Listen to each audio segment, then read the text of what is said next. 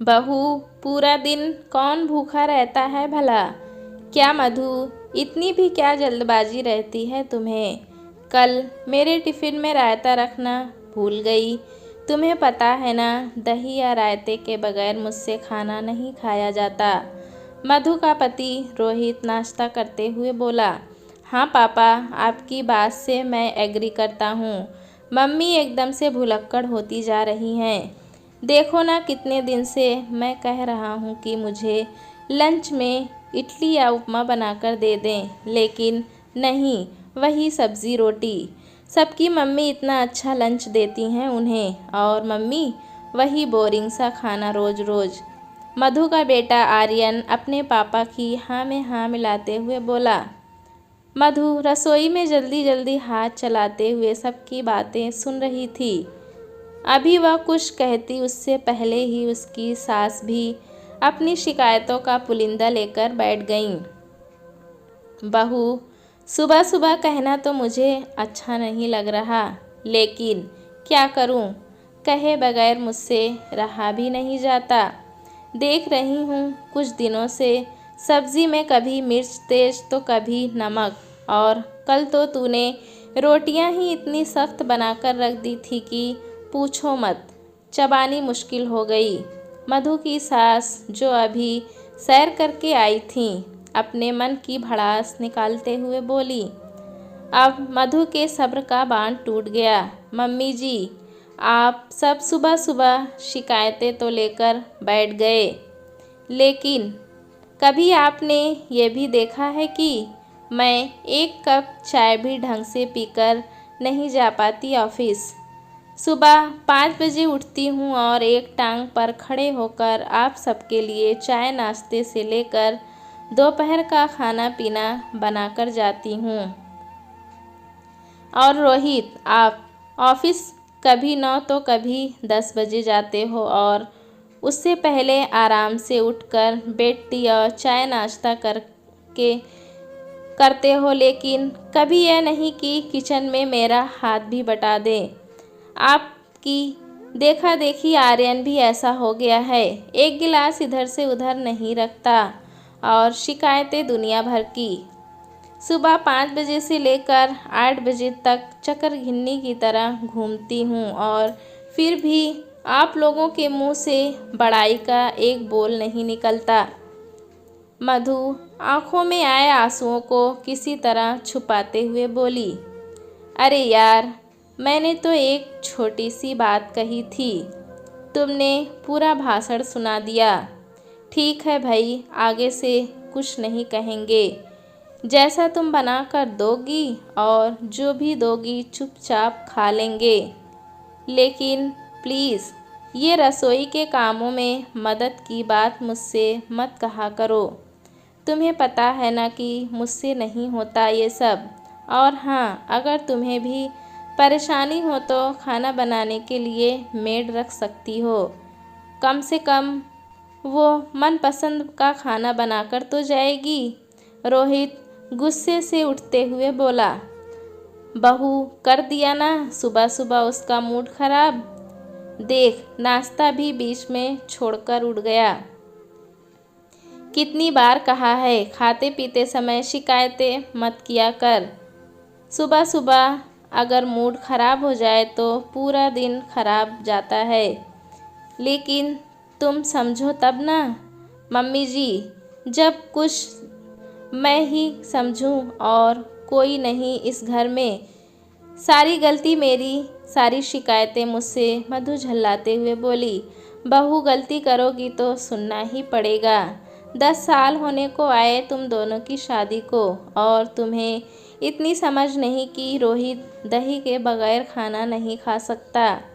खास सास भड़कते हुए बोली। और मेरा तो कितनी बार टिफ़िन छूट जाता है। रोहित के ऑफिस रास्ते में ही मेरा ऑफिस पड़ता है। कभी आप दोनों में से इतना नहीं हुआ कि आप उन्हें कहो कि मेरा टिफ़िन मुझे देते हुए चले जाएं। मैं पूरा दिन ऑफिस में भूखी रहूं, किसी को फ़र्क पड़ता है क्या? अब रहने भी दे बहू, पूरा दिन कौन भूखा रहता है भला? पता है मुझे, ऑफिस में कैंटीन है तुम्हारे, वहाँ से मंगाकर खा लेती होगी कुछ, इसीलिए रोहित को तंग नहीं करती। सास तंज करते हुए बोली, मम्मी जी, मेरी ऑफिस की कैंटीन का तो आपको पता है, तो ये भी पता होगा आपको कि आपके बेटे के ऑफिस में भी कैंटीन है, उन्होंने भी दही मंगाकर खा ली होगी। बहू, तुझे तो समझाना ही बेकार है, कहते हुए उसकी सास भी वहाँ से उठकर चली गईं और आर्यन तो कब का चुपचाप अपना बैग उठाकर नीचे चला गया था। सुबह सुबह सबकी बातें सुन मधु का इतना मूड खराब हुआ कि वो बिना चाय नाश्ता किए ही अपने ऑफिस चली गई थी। ऑफिस में पहुंचकर भी उसका मूड उखड़ा रहा, काम में मन ही नहीं लग रहा था। फिर भी किसी तरह अपने आप को उसने काम में व्यस्त कर लिया, जिससे उसका ध्यान बढ़ जाए। 1-1.5 घंटे बाद उसे ध्यान आया कि उसके साथ वाली टेबल पर बैठने वाली उसकी कलीग मिसेज रमा नहीं थी। तभी किसी काम से प्यून वहां आया तो उन्होंने उससे बारे में पूछा, रमा जी का कोई मैसेज, क्या छुट्टी पर हैं? नहीं मैडम, हॉस्पिटल गई हैं चेकअप के लिए, कह रही थी थोड़ी देर में आ जाएंगी। अभी मधु उससे बात कर ही रही थी कि तभी रमा जी उन्हें सामने से आती हुई दिखाई दी। नमस्ते दी, कैसी हो, तबीयत ठीक है आपकी? मधु ने रमा जी से पूछा। बस तबीयत का तो ऐसा ही है, बीमारियों का शरीर हो गया है, एक सुधरती नहीं दूसरी लग जाती है। रमा जी हंसते हुए बोली, ऐसा भी क्या दी? तभी प्यून ने रमा जी को कुछ अर्जेंट फाइल लाकर दी और उसे जल्द पूरा करने के लिए कहा। मधु और रमा दोनों अपने अपने कामों में लग गईं। काम करते हुए कब लंच ब्रेक हो गया दोनों को पता भी ना चला। ऑफिस में हलचल देख रमा जी ने मधु से कहा, चलो भाई पेट पूजा कर लें। कहते हुए रमा जी ने अपना टिफ़िन निकाला। उनकी बात सुन मधु ने भी अपना बैग खोला, लेकिन टिफ़िन ना देख वह समझ गई आज सुबह की बहस में उसका टिफ़िन घर पर ही छूट गया।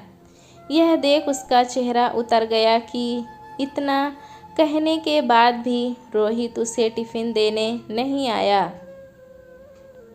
मधु का उतरा हुआ चेहरा देखकर रमा जी सब समझ गईं। हो जाता है, हो जाता है। अरे मेरे साथ भी शुरू में कई बार ऐसा हुआ, जल्दबाजी में टिफ़िन घर पर ही छूट जाता था। चल दोनों मिलकर टिफ़िन शेयर करते हैं।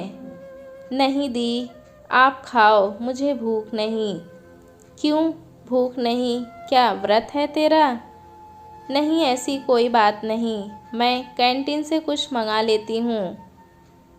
तू शुरू तो कर, इसे खा पीकर कैंटीन में ही चलते हैं, वहाँ से दोनों कुछ और ले लेंगे, पहले इसे तो निपटा लें।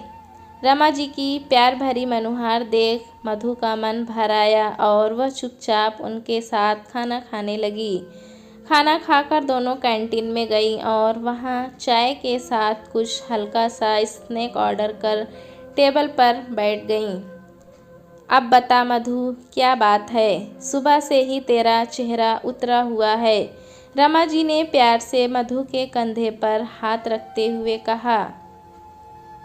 रमा जी का इतना प्यार व अपनापन देख मधु से रहा नहीं गया और उसने रमा जी को आज हुई सारी बातों के बारे में बता दिया। वैसे भी जब से वह इस ऑफिस में आई थी, रमा जी से उसका एक अलग ही संबंध बन गया था। छोटी बहन की तरह प्यार करती थी रमा जी उसे। मधु की बात सुन रमा जी उसे समझाते हुए बोली, तुझे क्या लगता है मधु, तेरी सास अपने बेटे को भूखा जाने देगी? या खुद भूखी रहेगी? नहीं, ये हर घर की कहानी है। खुद मैं भी इसी दौर से गुजरी हूँ। और जो तू कहती है ना कि दी, अभी तो आपकी इतनी उम्र नहीं, आपने कितनी बीमारियाँ लगा ली हैं। तो मधु, ये सब मेरी उसी नासमझी का नतीजा है जो अब तू कर रही है। मेरे परिवार में भी कोई मेरा सहयोग करने वाला नहीं था। जब पति ही आपको न समझे तो दूसरों से उम्मीद क्या रखें? और बच्चे तो करते वही हैं जो देखते हैं। सास मुझसे परफेक्ट बहू की उम्मीद रखती, पति परफेक्ट पत्नी की और बच्चे परफेक्ट माँ की। मैं भी शुरू में यह कहूँ, उस समय उम्र का जोश था, सबकी उम्मीदों पर खरा उतरने की कोशिश करती। नहीं चाहती थी कि किसी को मुझसे कोई शिकायत रहे। सबके मुंह से निकलने से पहले उनकी फरमाइश पूरी करती रही।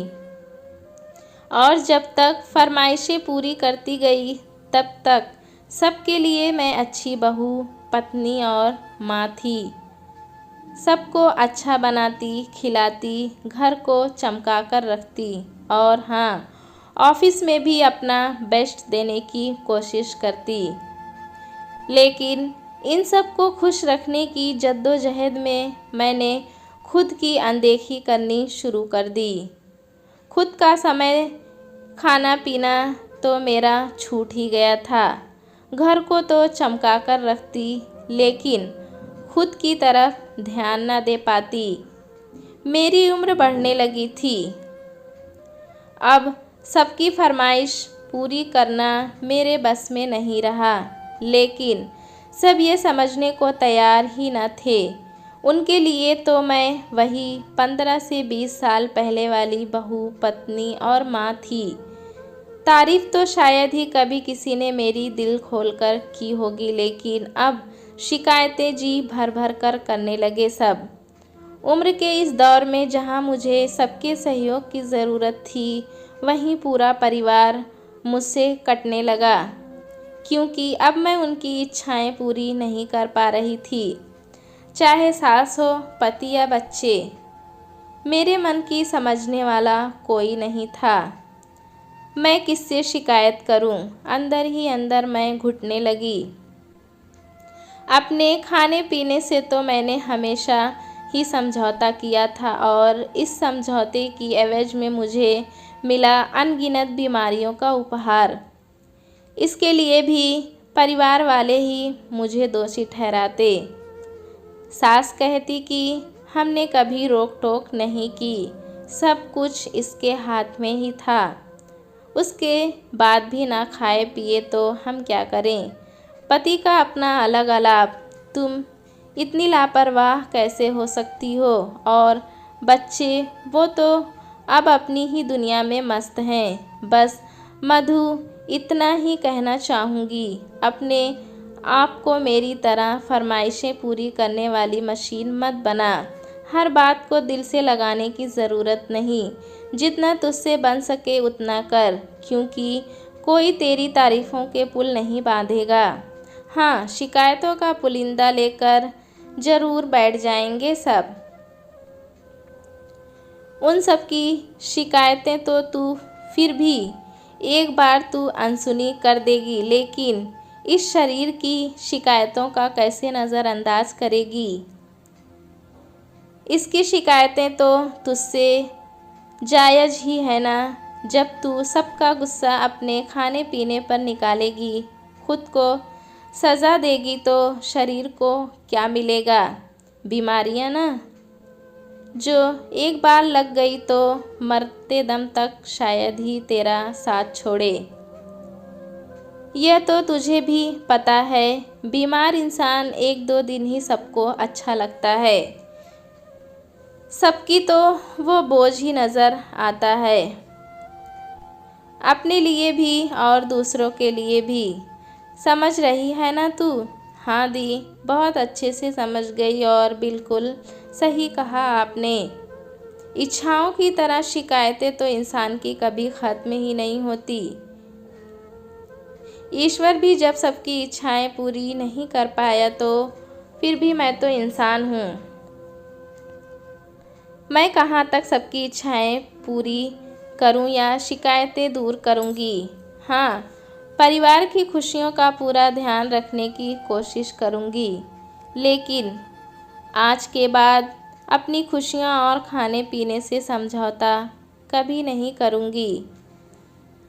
मैं नहीं चाहती मेरे शरीर को मुझसे कोई शिकायत रहे। मधु मुस्कुराते हुए रमा की तरफ देखते हुए बोली, ये हुई ना बात। चल तो इसी बात पर ये ले गर्मा गर्म चाय पी और साथ में समोसा।